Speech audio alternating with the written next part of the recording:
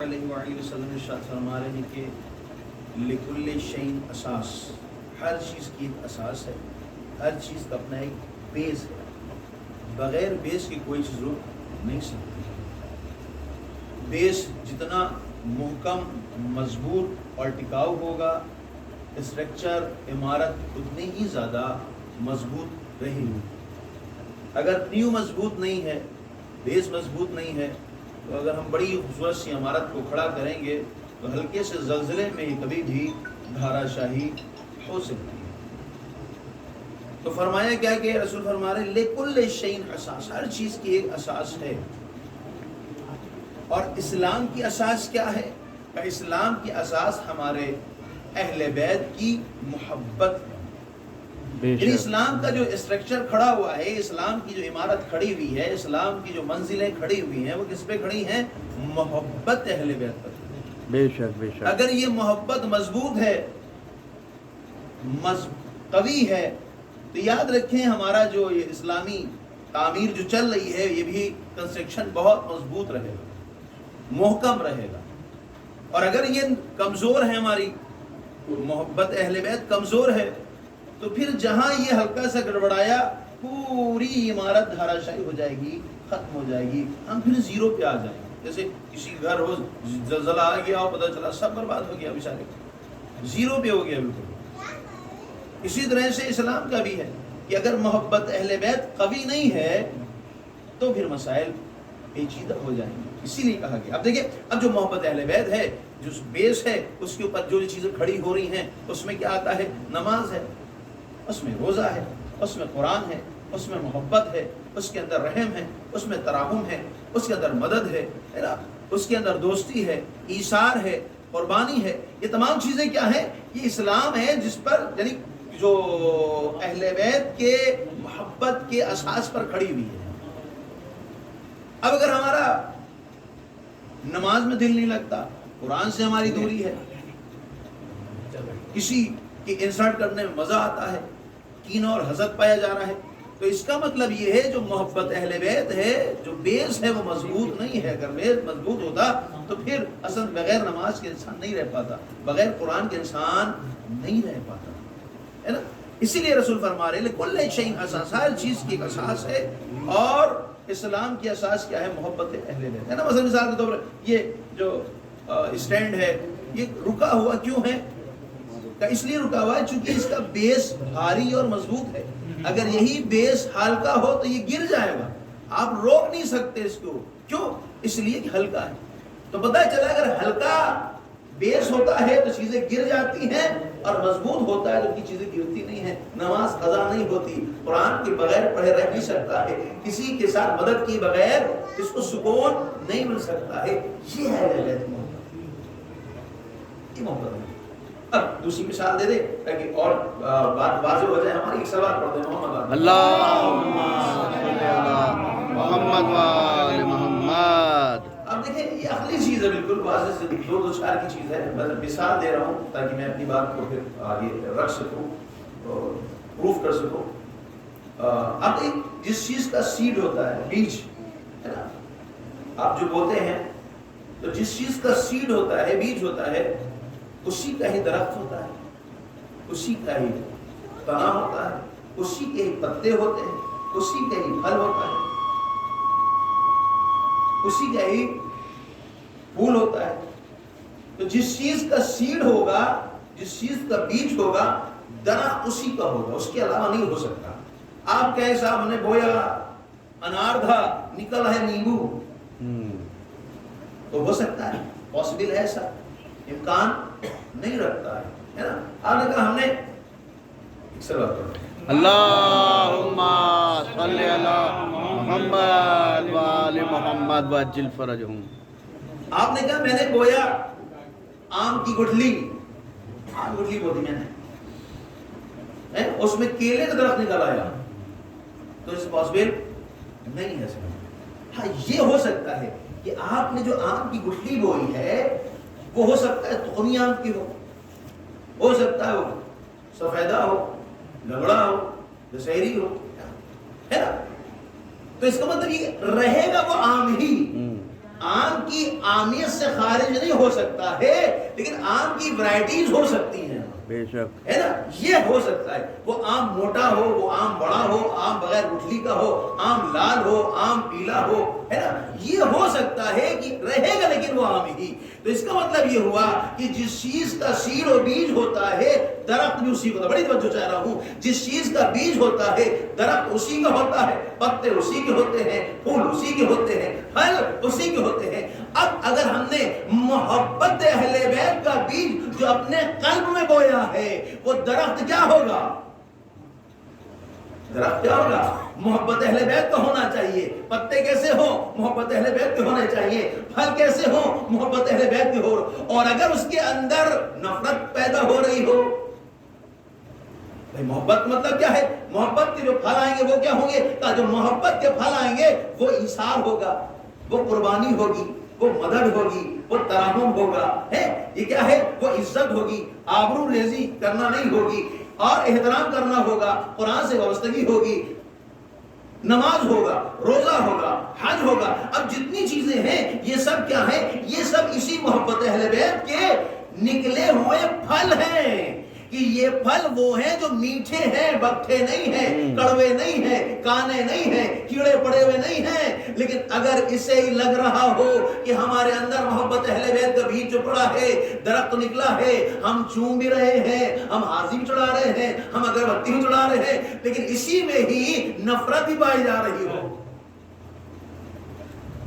ہے نا، عداوت بھی ہو، کینہ بھی ہو، بغض بھی ہو، تو یہ پھل ہے کہ نہیں ہے؟ یہ کس کے پھل ہیں؟ کہ یہ محبت اہل بیت کے پھل نہیں ہیں۔ اس کا مطلب کیا ہوا؟ کہ اس کا مطلب یہ ہوا کہ جو بیج ڈالا تھا وہ محبت اہل بیت والا نہیں تھا، اس لیے کہ جو بیج ہوتا ہے، ابھی پروف کیا، جو بیج ہوتا ہے پھل اسی کے ہوتے ہیں۔ نفرت کا پھل کڑوا ہوتا ہے، حسد کا پھل بکٹھا ہوتا ہے۔ مثال دے رہے ہیں، ہاں، حسد کا پھل کیا ہوتا ہے؟ بکٹھا ہوتا ہے۔ کینے کا پھل کیا ہے؟ وہ کیڑے پڑا ہوا ہوتا ہے۔ تو اس کا مطلب یہ ہوا کہ اگر یہ پھل ہمارے یہاں نکل رہے ہیں تو محبت اہل بیت کا درد بویا ہی نہیں ہم نے۔ ابھی کون سا پھل ہے؟ اچھا، ہو سکتا ہے بعض آپ دیکھیں گے، بعض ایسی جگہ پہ جائیں گے کہ جہاں آپ کو ایک پیڑ ملے گا جس میں ہر رنگ برنگے پھل ملیں گے آپ کو۔ کیلا بھی لٹک رہا ہے، سنترا بھی لٹک رہا ہے، اسی کے اندر نیمبو بھی ہے، اسی مرچا بھی ہے، رکھا ہوا ہے گھر میں۔ صاحب یہ بڑا خوبصورت پھل ہے، آج تک دیکھا نہیں کہ ہر بیج کا جو ہے وہ ایک ہی پھل ہوتا ہے، اس کے اندر الگ الگ کیسے نکلے؟ مولانا صاحب یہ دھوکہ ہو رہا آپ کو، یہ اوریجنل نہیں ہے، یہ ڈپلیکیٹ ہے۔ ڈپلیکیٹ پیڑ میں مختلف طرح کے پھل نکل سکتے ہیں، اوریجنل درخت میں مختلف طرح کے پھل نہیں نکل سکتے۔ اس کا مطلب یہ ہے جو ہمارے یہاں پیڑ نکلا ہوا ہے جس میں محبت بھی پائی جا رہی ہے، ہم فرش اعضا پہ بھی آ رہے ہیں لیکن اپنی ماں کو ڈانٹ کے بھی آئے ہیں، جس میں ہم رات بھر شبیداری بھی کر رہے ہیں اور اپنا کوڑا دوسرے گھر بھی پھینک رہے ہیں۔ اس کا مطلب یہ پیڑ کون سا ہے؟ آرٹیفیشل پیڑ ہے، یہ آرٹیفیشل ہی پیڑ ہے جس کے اندر رنگ برنگے پھل نکلتے ہیں۔ اگر اوریجنل ہوتا تو ایک ہی ہوتا۔ لہذا ہم نے دیکھا رسول فرما رہے ہیں لِكُلِّ شَيْءٍ اساس، ہر چیز کی ایک اساس ہے، اور اسلام کی اساس ہمارے اہل بیت کی محبت ہے۔ اگر محبت صحیح ہے، قسم خدا کی، اگر محبت صحیح ہے تو دور نہیں ہو سکتا ہے نماز سے۔ اصلا انسلٹ کا تو تصور ہی نہیں کر سکتا کسی کی، مذاق اڑانے کا اصلا اس کے ذہن میں کنسیپٹ ہی نہیں آئے گا۔ کیوں؟ کیونکہ بیس ایسی ہے جس میں اس کی اجازت نہیں دی جاتی، اور لیکن یہ بیس گڑبڑ فارسی کے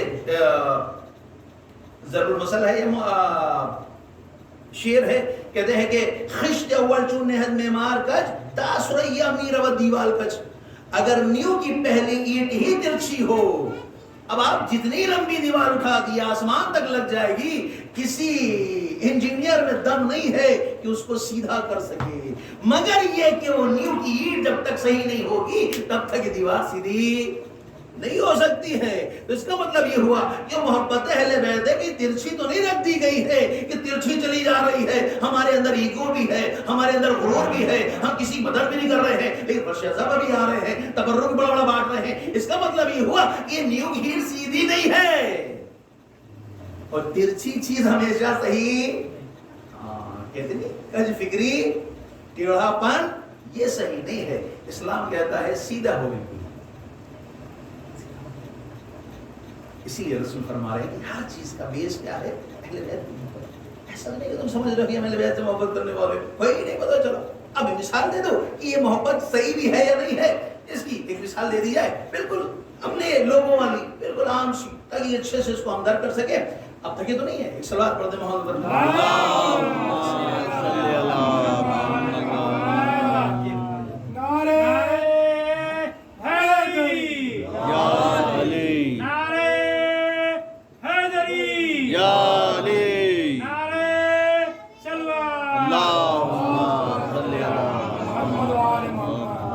اب دیکھیں مثال میں کسی دے رہا ہوں, محبت.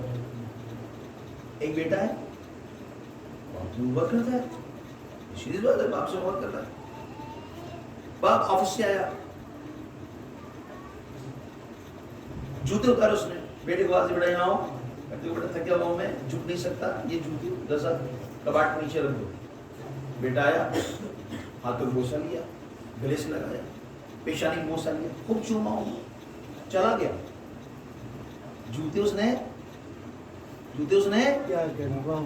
نہیں رکھا. اچھا لو ہم یہ رکھ دیتے ہیں, یہ رکھ دیا. پھر اچھا بھائی جوتے تم نے نہیں رکھے ہیں تو کم سے کم پانی تو پلا دو. پھر آیا وہ, اور پھر آ کر کے پھر چوما اس نے, ہاتھ کے بوسے لیے, سینے کے بوسے لیے, ماتھے کے بوسے لیے, سارے بوسے لے رہا ہے, اور پھر اس نے پانی نہیں پلایا, پانی بھی خود ہی پی لیا.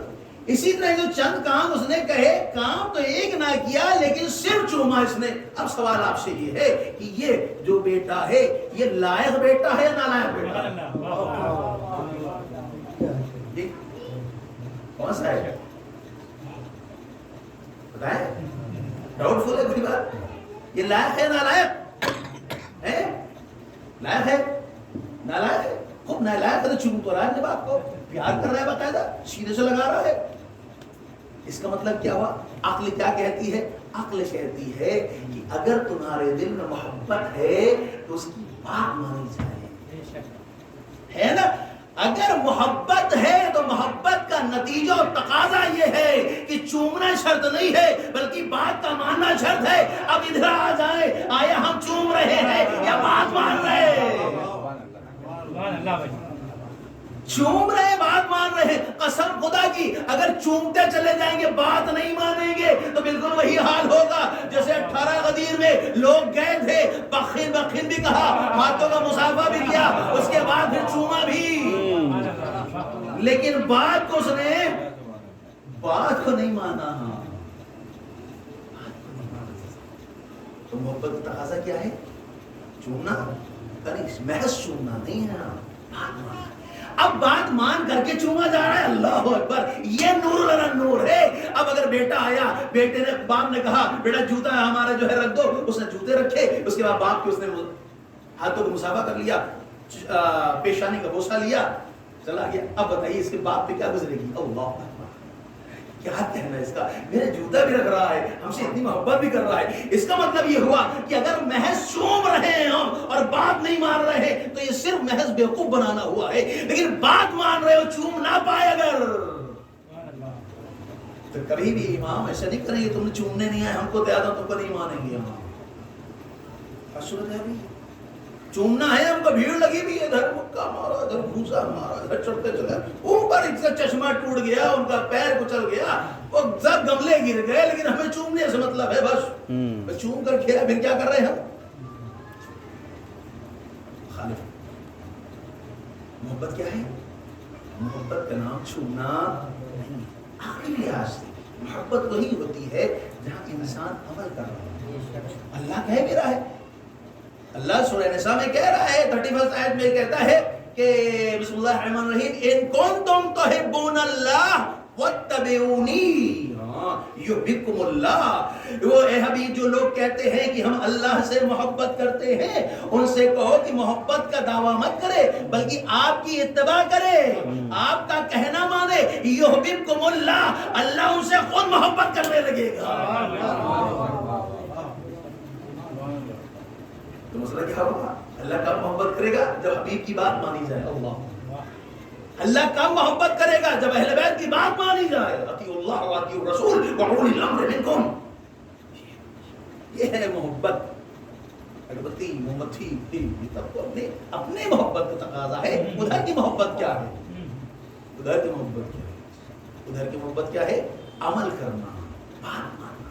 एक तो बात माने कम से कम। इतनी बार मिसाल दे रहा हूँ, मैं अपनी ही खुद मिसाल दे रहा हूँ। खुदा हमारी हिदायत करे, आमीन। क्या जोर से इलाही आमीन। हिदायत नहीं होगी सही तो भी मसला कैसे चलेगा? एक और से बात पढ़ रहा हूँ। अल्लाहुम्मा सल्ली अला मुहम्मद व आलि मुहम्मद। अपने बेटे को स्कूल भेजा पढ़ने के लिए। छोटा सा बच्चा था, नर्सरी में इसका एडमिशन हुआ। अब जब वो स्कूल गया तो एक हफ्ता गुजर गया, देखा वर्ड कुछ सीखा तो नहीं, अभी तो कुछ आता नहीं इसको। दूसरा हफ्ता गुजर गया, और बेटा कुछ सीखा तो नहीं, तीसरा हफ्ता गुजर गया। एक महीने के बाद जब उसने कुछ सीखा नहीं तो हम क्या करेंगे? खुश होंगे? क्या करेंगे? स्कूल जाएंगे नहीं जाएंगे? एक महीने के अंदर उसने कुछ सीखा नहीं असल, आप फौरन पहुंचेंगे। ये कौन सी बात हो गई? मोटी मोटी रकम ले रहे हैं आप लोग। एक हफ्ता एक महीना हो गया, अभी तक इसने ये बनाना नहीं सीखा है। इसका मतलब ये हुआ कि अगर बच्चे के दुनियावी तालीम में जर्रा बराबर भी कमी होती है तो माँ बाप परेशान हो जाते हैं कि आखिर इंप्रूवमेंट क्यों नहीं हो रहा है, सीख क्यों नहीं रहा है। अजीब बात है कि इस दुनियावी तालीम के लिए हम इतना ज्यादा पाबंद है कि फौरन पहुंच जाते हैं, लड़ने पहुंच जाते हैं। लेकिन अजीब बात यह है कि इतने सालों से इस फर्श अज़ा पर आ रहे हैं और एक मर्तबा भी ये अपने बारे में नहीं सोचा कि मौला अली ने जो एक ए बनाना सिखाया है, हमने सीखा है या नहीं सीखा। मौला ने जो ये बनाना सिखाया है, कैसे बनाया मौला ने? हम आ रहे हैं, खाली छा रहे हैं, आ रहे हैं, छा रहे हैं। ये फर्शदा किस लिए होता है? ये फर्शदा है जानने के लिए, जानने के लिए। आपने ज़ियारत अरबईन में जुमला जरूर पढ़ा होगा जो इमाम जाफर सादिक अलैहिस्सलाम फरमाते हैं।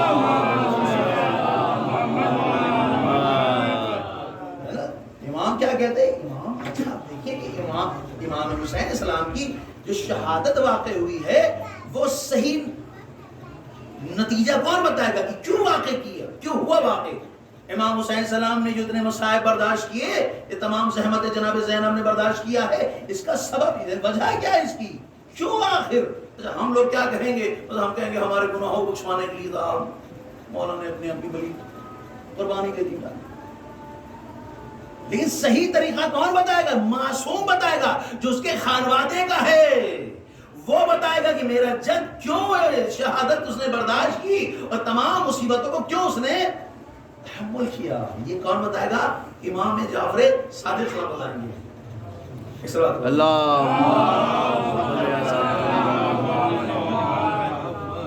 ज़ियारत अरबईन जो वो ज़ियारत है कि जिसके लिए इमाम हसन अस्करी इस्लाम फरमाते हैं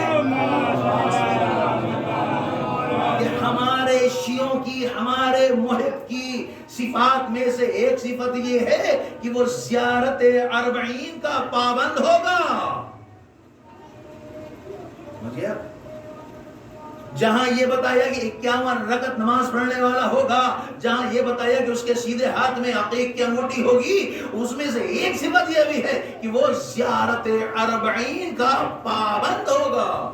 उसे ज़ियारत अरबईन छूटेगी नहीं। क्यों? आखिर क्यों इतनी ताकीद की जा रही है?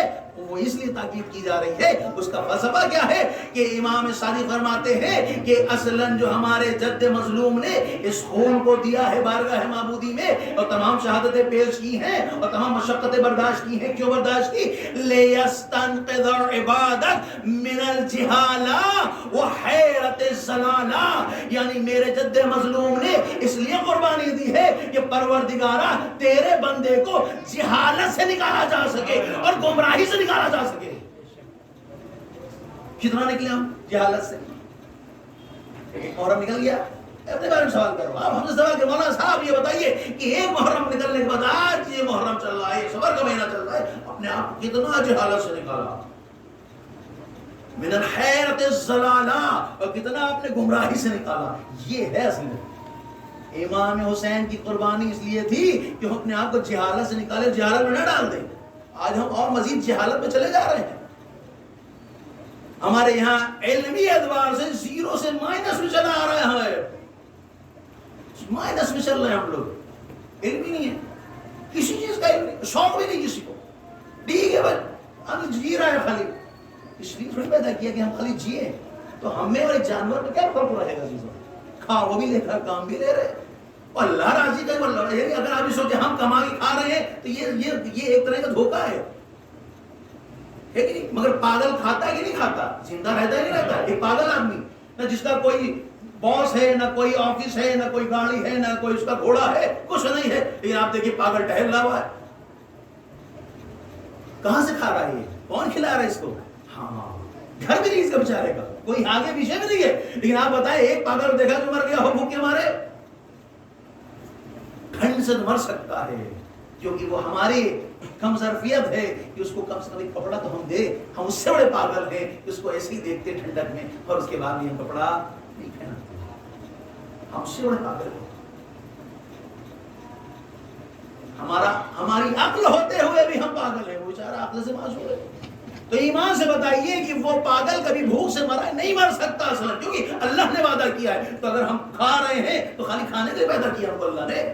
نہیں عزیزو، کھانے کے لیے پیدا نہیں کیا۔ کھانا ایک ضمنی چیز ہے، کھانا اس لیے ہے تاکہ ہم اپنے آپ کو، اپنے مراتب کو بلند کر سکے، اور بلندی اسی وقت ہوگی جب ہمارے پاس علم ہوگا، اور جب علم ہوگا تبھی ہم جہالت سے بھی نکل کے آئیں گے، تبھی ہم گمراہی سے بھی نکل کے آئیں گے۔ ایک صلوات پڑھ دیں محمد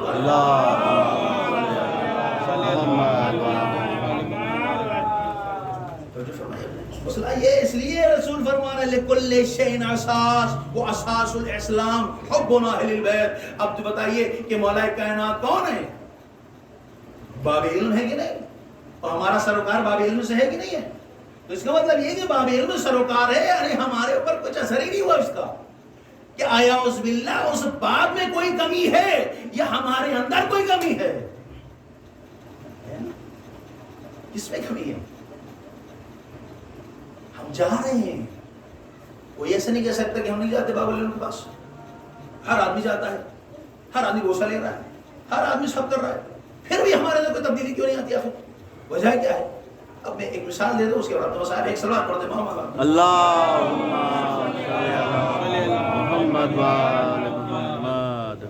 اب دیکھیں کہ ایک چیز ہوتی ہے قابلیت قابل، ایک ہے قابلیت فاعل۔ یہ لاجک اور منطق کی اصطلاح ہے، یہ اصطلاح تاکہ بیان کر دوں، تاکہ میں اپنی بات کو بیان کر سکوں۔ ایک اچھی صلوات پڑھ دیں جس سے اگر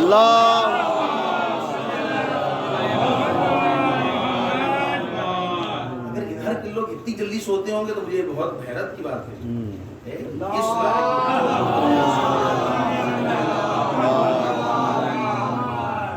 نگر وغیرہ ہو تو مانا جا سکتا ہے بھیا وہاں کوئی مسئلہ نہیں، ادھر تو ماشاء اللہ سے راہ سے مجلس ہوتی ہے، اس میں 4 بجے تک مجلس ہوا کرتی ہے گی، ماتا ہوا کرتا ہے، تو نیند اصلا ابھی وقت ہی نہیں ہوا اصلا، جہاں تو 1-12 بج جاتا ہے، تب تو گاؤں بھی ایڈوانس ہو گیا ہے نا۔ ایک صلوات پڑھتے محمد۔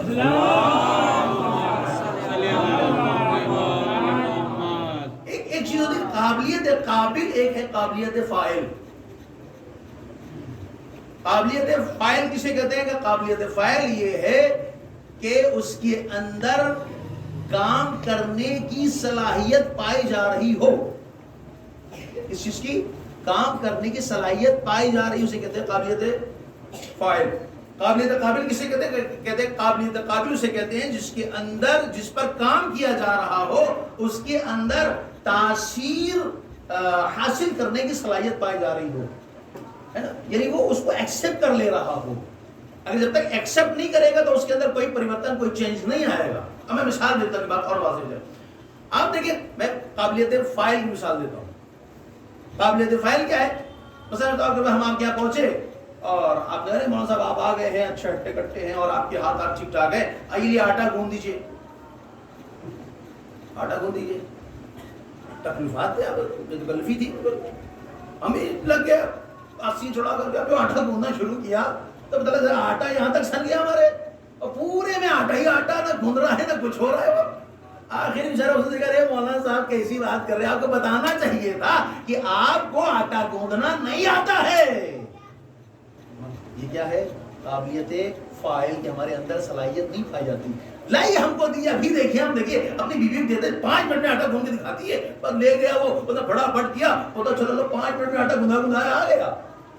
کیوں آ گیا؟ کہ ادھر قابلیت قابل تھا، ادھر قابلیت فاعل تھا، ادھر قابلیت فاعل نہیں ہے. ہمارے اندر عمل کرنے والی چیز ہی نہیں ہے تو مؤثر ہی نہیں ہو رہا اس کے اوپر. قابلیت فاعل، قابلیت قابل کسے کہتے ہیں؟ کہتے قابلیت قابل کہتے ہیں کہ جس آٹے کے اوپر گندھائی چل رہی ہے، مکے چل رہے ہیں، اس آٹے کے اندر تاثیر قبول کرنے کی چھمتا اور قدرت پائی جا رہی ہے، لہذا آپ نے گوندھا، وہ گوندھ گیا. اسے کہتے ہیں قابلیت قابل. اچھا، اسی کو ہم ان کے پاس لے گئے کہ صاحب یہ لیجئے اور یہ ریت ہے، اپنی بیوی کو دے دی، گوندھ کر کے دے دے تو گوندھے گا؟ گوندھنا آتا ہے ان کو؟ گوندھنا کیا ہے؟ آتا ہے ان کو. گوندھ پائیں گی ریت؟ کیوں نہیں گوندھ پائیں گی؟ کیوں نہیں گوندھ پائیں گی؟ تو ہمارا صاحب آپ کو پتا نہیں، اس کے اندر یہ قابلیت قابل نہیں ہے، یعنی اس کے اندر اثر قبول کرنے کی صلاحیت نہیں پائی جا رہی ہے. آٹے میں پائی جا رہی تھی، گن گیا، مٹی میں پائی جا رہی تھی، گن گیا، لیکن جو ریت ہے اس کے اندر صلاحیت نہیں پائی جا رہی ہے. اسے کہتے ہیں قابلیت قابل. تو قابلیت فاعل کیا ہے؟ کہ انسان دے رہا ہو اور سامنے والا اس کا اثر قبول کر رہا ہو. عجیب بات ہے، اہل بیت ہے قابلیت فاعل، یعنی ان کے اندر صلاحیت ہے دینے کی، اور کوئی منکر بھی نہیں ہو سکتا کہ اہل بیت نہیں دیتے، اعوذ باللہ، نہیں، جو چیز مانگو یہ دیں گے. لیکن اب مسئلہ یہ ہے کہ قابلیت قابل کا بھی ہونا ضروری ہے. اگر ہم ریت بنے رہیں گے تو کوئی اثر نہ ہوگا، اگر ہم مٹی بن جائیں گے تب ہمارے اندر اثر آتا چلو جائے گا. صلوات پڑھ دیں.